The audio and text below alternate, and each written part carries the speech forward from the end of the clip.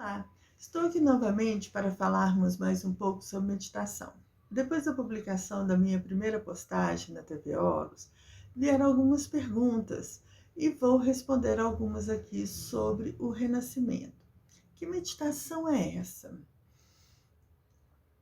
Diria que o renascimento é uma meditação da respiração consciente conectada. Ela apoia e reforça a capacidade da pessoa para se desfazer do medo e confiar novamente na energia da vida. Quando levamos um susto, a primeira reação costuma ser de prender a respiração. A gente abre os olhos, né? É como se naquele momento ficasse congelado para que o nosso corpo pudesse entender o que aconteceu, então reagir ao fato.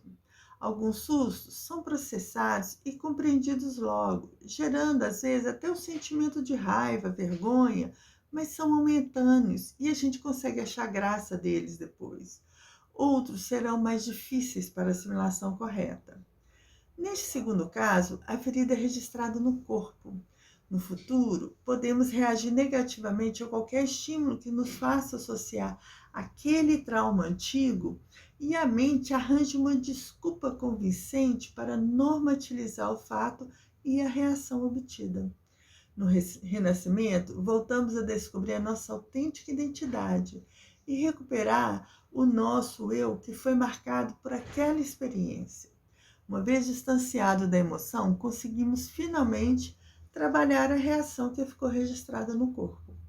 É comum interagentes relatarem que achavam que já tinham superado algum fato do passado e descobriam um desdobramento que eles ainda não tinham percebido.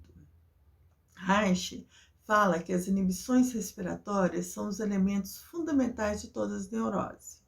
A dissolução dessas inibições é absolutamente essencial à cura e acrescenta que toda atitude, dor crônica contém em si inibições respiratórias específicas a serem reconhecidas e então tratadas. Nas minhas experiências como terapeuta, pude acompanhar casos de síndrome do pânico, onde as pessoas apresentavam a respiração completamente encurtada.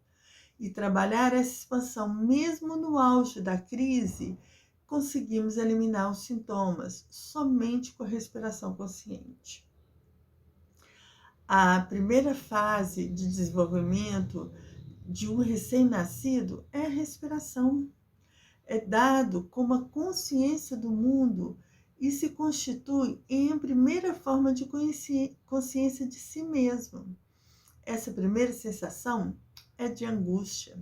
Sempre que a insuficiência da ação respiratória ameaça a asfixia, aciona mecanismos neuromorais de regulação respiratória que atuam reflexivamente nos músculos respiratórios, cuja atuação dissipa a sensação penosa da asfixia.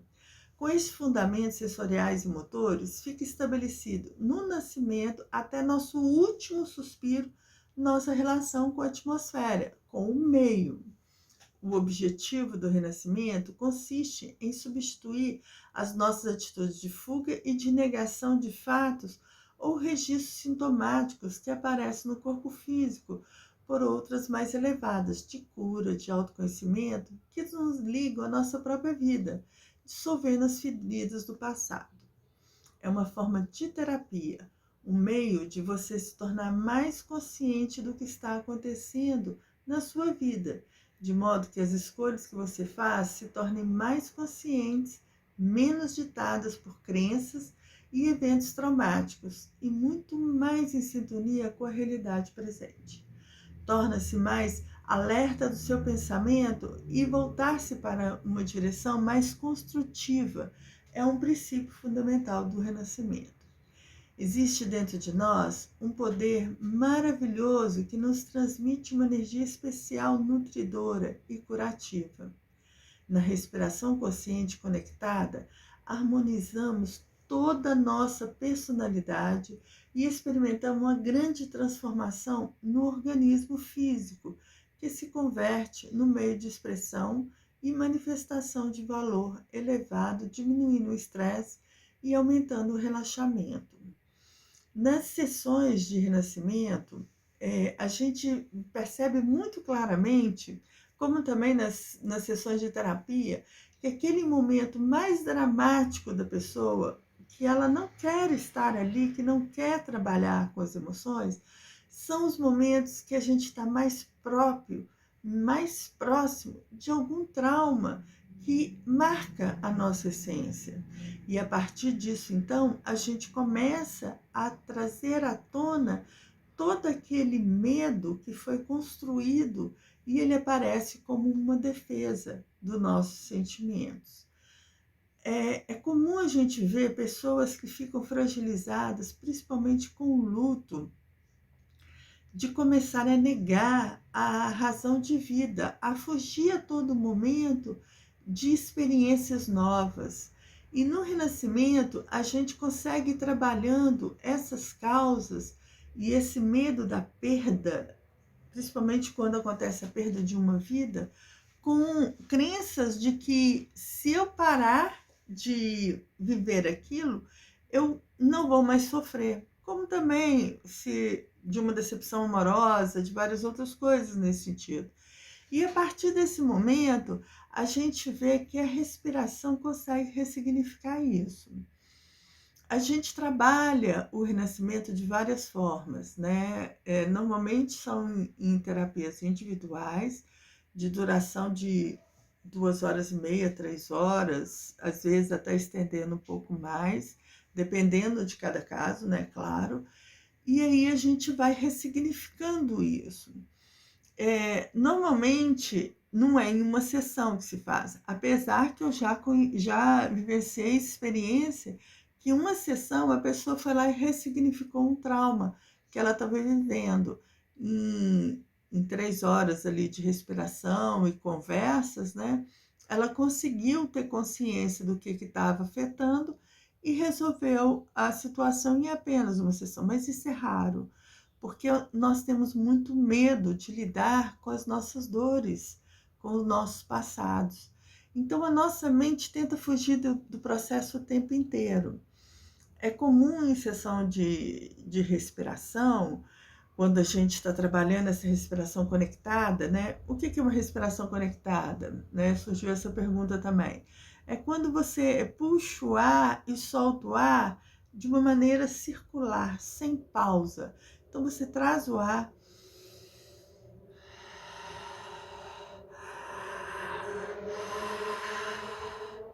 e a gente fazendo isso durante um tempo maior, a gente consegue trazer muita energia para o corpo. E aí, quando a gente faz isso, a gente vai destravando várias situações que a nossa mente não sabe lidar. E é comum assim, as pessoas começarem a coçar, começarem a sentir uma dor, mexer com a perna, a posição ficou incômoda, querer mexer o corpo e tudo. O que é isso? Isso é nossa mente dizendo assim, olha, isso está estranho, eu não estou sabendo lidar com isso. Mexe aí, faz alguma coisa, você pode entrar em algum caso de risco de sua vida, né? Um sentimento de proteção mesmo. Mas só que eu nunca vi ninguém morrer respirando. Inclusive, acontece ao contrário. Quando você para de respirar, que a gente acaba morrendo, né? Então, toda a nossa experiência, a gente vê esses sinais. Por isso que o terapeuta precisa estar muito atento ao que está acontecendo. E está ali trazendo essa segurança de que está tudo bem, que ele pode continuar. Na última sessão que eu tive de renascimento, um interagente, ele entrou no processo de medo e começou a abrir os olhos, né? Começou a conversar comigo. Estou vendo muita coisa estranha acontecendo aqui, né? E aí eu fui deixei ele falar, eu vi que ele não ia conseguir fechar os olhos, voltar à respiração. Então eu comecei a conversar um pouco com ele, para ele poder dizer isso mais. E eu comecei a falar assim, olha, isso é normal de acontecer. Volta para a sua respiração, você vai ver outras coisas acontecendo até você acostumar com todas essas imagens que a sua cabeça estão produzindo, e aí você vai conseguir entrar no processo novamente. né? Esse interagente conseguiu refazer respiração e depois essas imagens simplesmente sumiram. E ele pôde voltar a respirar. E aí ele adquiriu confiança no que eu estava falando, porque ele viu isso concretizando. Pode ser que não consiga fazer isso, sumir a imagem? Pode. Se o medo é grande de descobrir ou de chegar em algum ponto, tudo bem, você vai entrar no medo e vai fazer o seu processo inteirinho em cima do medo. E não vai conseguir o objetivo da respiração. É um processo, não é uma coisa que só de falar a mente da gente funciona e a gente consiga fazer, né? Mas se você insistir nisso, você consegue muita coisa. Quando eu estava na minha formação, eu estava esbarrando numa situação de medo para mim, eu criei uma crise de pânico com a respiração. Eu respirava e achava que eu ia explodir, e isso foi me dando um medo muito grande, e a intenção que eu tinha era de parar a respiração. Mas eu já estava num processo de formação e renascimento, eu compreendi o que eu tinha que fazer era continuar respirando. E aí eu consegui perceber que quando eu sentava, porque normalmente a gente faz essa respiração deitada, quando eu sentava, a sensação de morte meio que desviava, mas eu não parava de respirar, né? Os terapeutas que me observavam viam o meu movimento, via que eu estava em pânico, mas viam que eu não parava de respirar. Então eles ficavam ali, chegavam, me apoiavam, né, encostavam em mim para saber se, olha, eu estou te vendo, eles não falavam nada, mas é tipo isso, eu estou aqui com você, e com isso eu continuei respirando. Demorou umas 3 sessões de renascimento para que essa sensação de pânico deixasse de existir. Porque eu sabia, como renascedora, que eu estava chegando perto de alguma coisa que era muito forte para mim, de algum trauma do meu passado. E eu consegui dissolver essa sensação sem até chegar na razão disso acontecer. Eu não precisava da razão, eu não precisava da justificativa mental, eu precisava da dissolução de um medo. E esse medo foi através dessa crise de pânico que surgiu e que se dissolveu conscientemente do que eu estava fazendo. Então a gente experimenta isso. E quando a gente vivencia isso, a gente entende o processo que um interagente está passando, o medo que ele está sentindo de chegar perto de alguma coisa que foi muito traumática para ele. Só que nesse momento, quando o corpo chega a revelar alguma coisa para você, é porque ali você já dá conta de resolver aquela situação. Você já está fora do momento que fez o trauma. Então, com isso, você sente mais seguro de reviver uma dor, processar essa dor e curar essa dor e esse trauma que criou através daquele processo.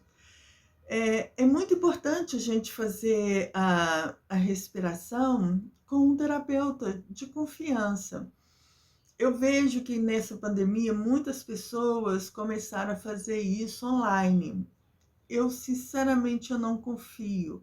Por já ter passado por uma síndrome de pânico respirando, eu não confio na respiração online, porque eu nunca sei aonde meu interagente vai chegar, o que ele vai sentir. E se ele não tem consciência disso, por exemplo, começar com uma crise de pânico, de algum processo, né, de medo de uma revelação, e eu não estar ali junto com ele para fazer esse acompanhamento, eu posso piorar um sintoma do que curar esse sintoma. Então, realmente, no renascimento, eu só consigo confiar ele presencialmente. Na CAIA, a gente faz alguns encontros de renascimento. Agora, dia 27 de dezembro, vai ter o nosso último encontro de renascimento, o meu último encontro de renascimento presencial desse ano. Né? Eu quero fazer pelo menos uma vez por mês esses encontros. Então, agora, dia 27, a gente vai ter o último e depois eu lanço a agenda para os outros próximos. Mas o individual é só a gente agendar, é só marcar que a gente começa a fazer isso, tá? Eu não fiz as perguntas que me fizeram na época, mas aqui eu tentei explicar de maneira geral um pouco mais sobre o Renascimento e a fundamentação teórica disso. Espero que tenha sido proveitoso para vocês, tá? Muito obrigado pela atenção.